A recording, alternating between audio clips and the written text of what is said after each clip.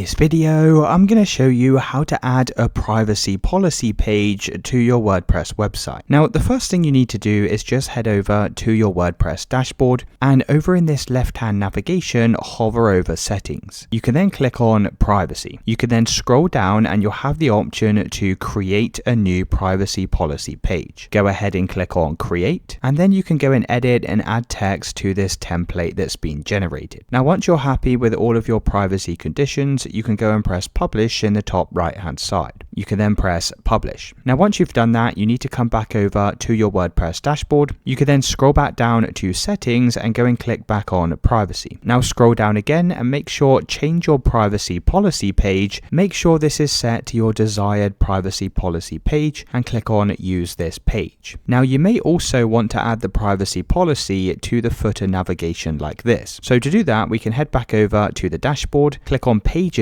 in the left hand side, and then scroll down to your privacy policy. Now from here, just go in, right click on view and click on copy link address. You can then hover over appearance in the left navigation and click on menus. Now scroll down to select a menu to edit, click on the drop down arrow and select your footer menu. You can then press select. Now all we need to do is add our privacy policy to this menu. So over in pages in the left hand side, click on view all. From here you should be able to see your privacy policy. Just make sure this is checked and press add to menu. Now obviously you can go and reorder this just by dragging it either up or down, and once you're happy you can go and press save menu, and that's how you add a privacy policy to WordPress. Let me know in the comments if you found this video helpful.